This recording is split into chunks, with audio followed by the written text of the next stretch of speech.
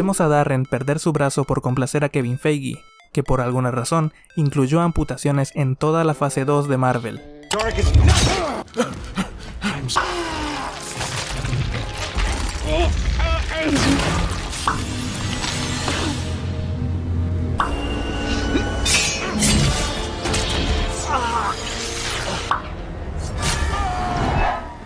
It'll grow back, you dash. Prosthetic leg. Just leg?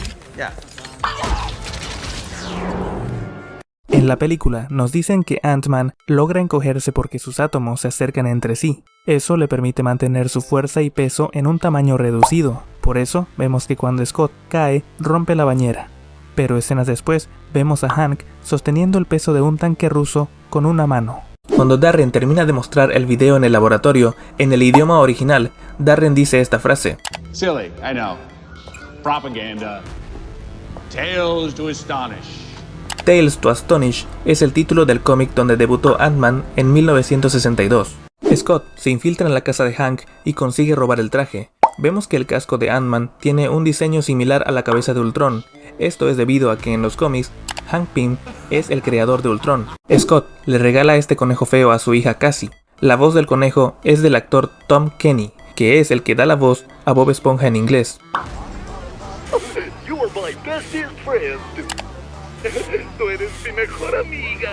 ¡Es horroroso!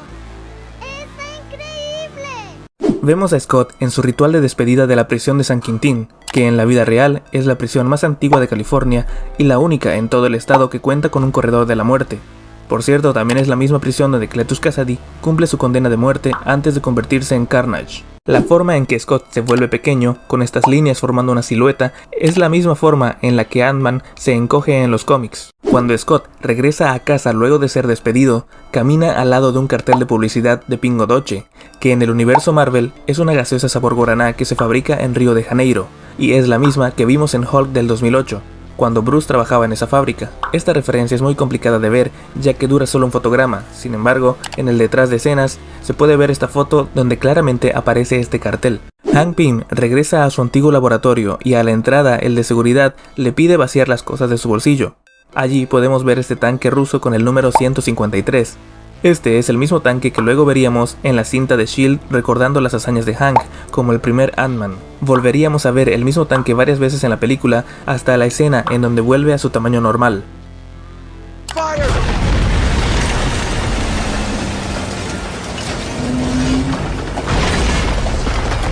Scott consigue un trabajo en Baskin Robbins, donde le dan el gafete con el nombre de Jack, y escuchamos que habla con su compañero Darby.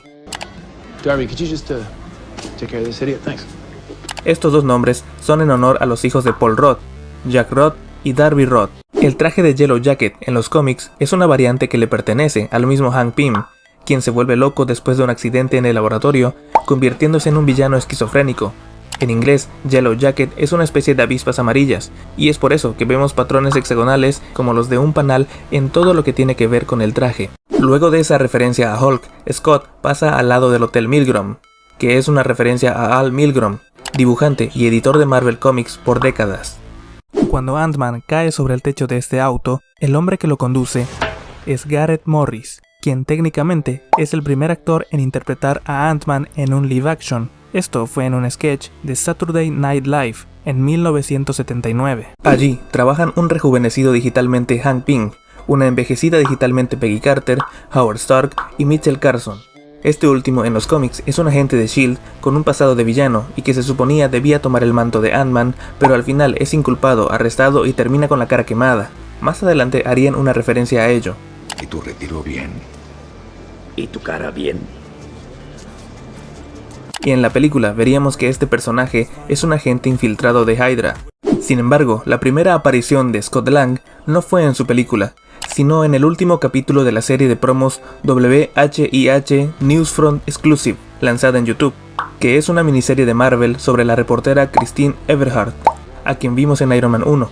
Estos cortos son entrevistas y reportajes hechos por la presentadora Christine y que sirvieron como promocionales para las películas de Ant-Man y Civil War. I reported on Tony Stark in Gulmira, and believe me, you're no Tony Stark. Thank God. Cuando Scott se vuelve subatómico, aparece la sombra de Janet con su traje de avispa. Incluso podemos verla reflejada en el casco de Scott. En su caída a través de los pisos del edificio, Ant-Man se encuentra con un ratón. Este es el mismo ratón que ayuda a Scott a salir del reino cuántico en Endgame.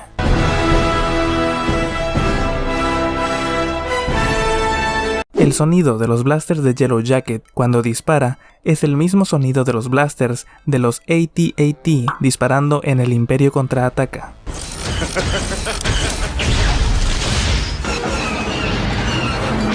¿Quién tiene la culpa de lo de Sokovia? El Comité de Supervisión del Senado exige una investigación independiente.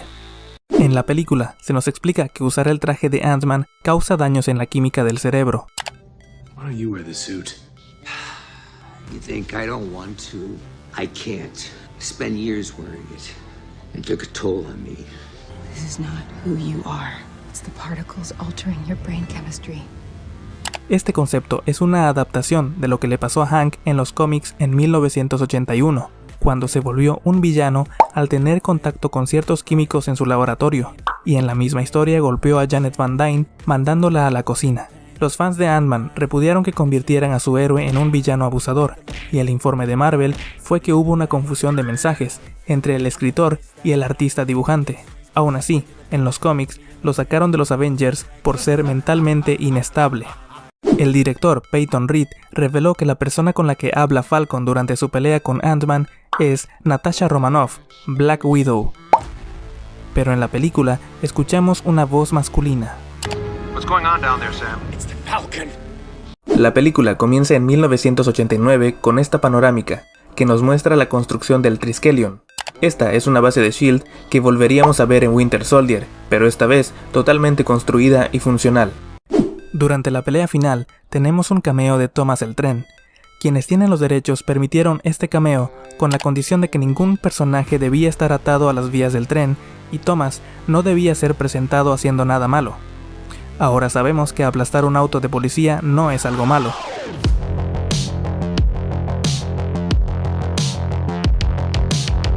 Cuando Luis ayuda a Scott a infiltrarse en el laboratorio, escuchamos que silba esta canción.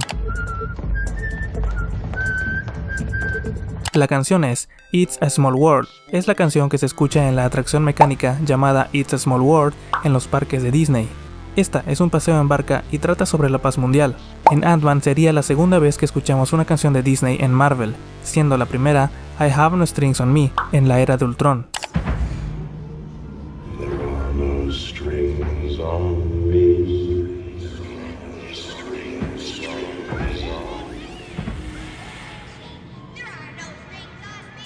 Scott enfrenta a Darren en su helicóptero y nos spoilea el final de la saga del infinito. Did you think you could stop the future with a heist? It was never just a heist. What do you call it? Time heist? Yeah, time heist. Hank Pym nos demuestra que extraña tanto a Janet que enmarcó una foto donde no se ve su rostro.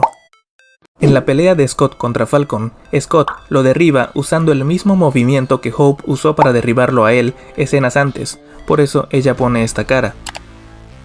En la escena postcréditos, Hope dice: It's about damn time.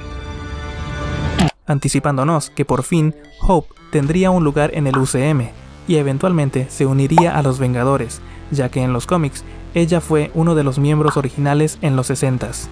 Hank Pym nos explica lo que es el reino cuántico. What does that mean? It means that you would enter a reality where all concepts of time and space become irrelevant as you shrink for all eternity. Pero ¿por qué el reino cuántico en Ant-Man se ve diferente al de las siguientes películas?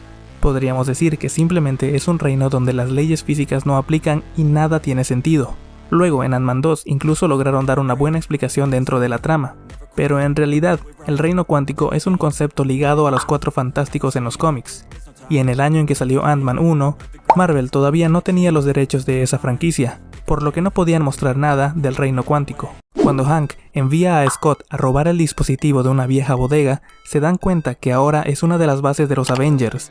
Y si nos fijamos en esta parte, todavía se pueden ver las marcas que dejó el Bifrost de Thor después de los hechos de Avengers, la era de Ultron. Ese hombre no tiene ningún respeto por los jardines.